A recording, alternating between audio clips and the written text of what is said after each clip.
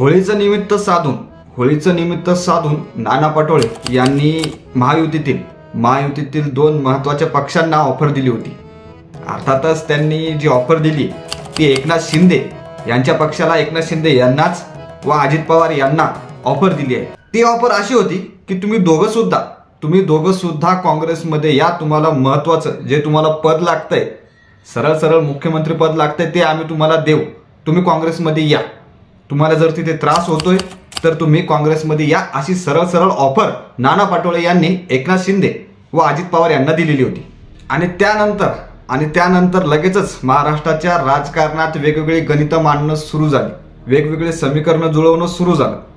आता ते सुरू असतानाच, त्या घटना घडत असतानाच संजय राऊत यांनी अजून एक मोठा खुलासा केला, अजून एक महत्त्वाचा खुलासा केला। एकनाथ शिंदे हे आधीच काँग्रेसमध्ये जाणार होते असा खुलासा संजय राऊत यांनी केला।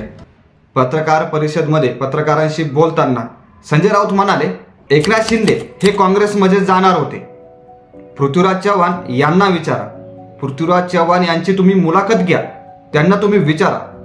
आता अहमद पटेल हे नाही आहेत, अहमद पटेल आता नाही आहेत, त्याच्यामुळे मला फार त्याच्यामध्ये चर्चा करायची नाही, कारण व्यक्ती साक्षीला उपस्थित नाही।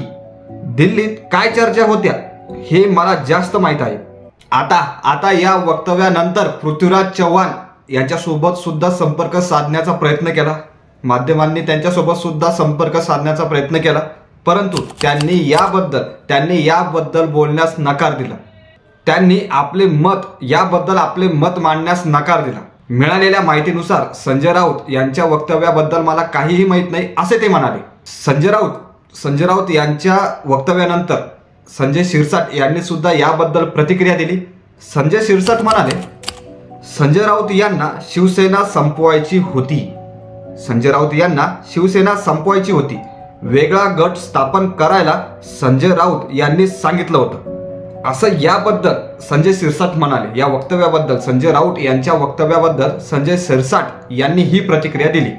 नाना पाटोळे यांनी जेव्हा एकनाथ शिंदे व अजित पवार यांना ऑफर दिली त्यानंतरच संजय राऊत यांनी प्रतिक्रिया दिलेली होती।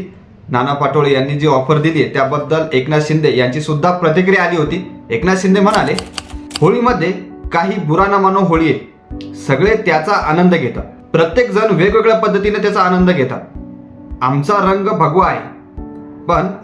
भगवा आहे आणि आता भगवा रंग ज्याला परवडेल, भगवा रंग ज्याला आवडेल त्याने सोबत यावं, असं वक्तव्य एकनाथ शिंदे यांनी केलं होतं। सध्या महाराष्ट्राच्या राजकारणात भरपूर टीका होत आहे, उत्तर प्रत्युत्तर मिळत आहे। तुम्हाला काय वाटतं, खरंच एकनाथ शिंदे त्यावेळेस काँग्रेसमध्ये जाणार होते का? तुम्हाला काय वाटतं, तुमचं मत काय याबद्दल कमेंट करून नक्की सांगा। बाकी व्हिडिओ आवडला असेल तर लाईक करा, शेअर करा, सबस्क्राईब करा, कमेंट मात्र नक्की करा। धन्यवाद।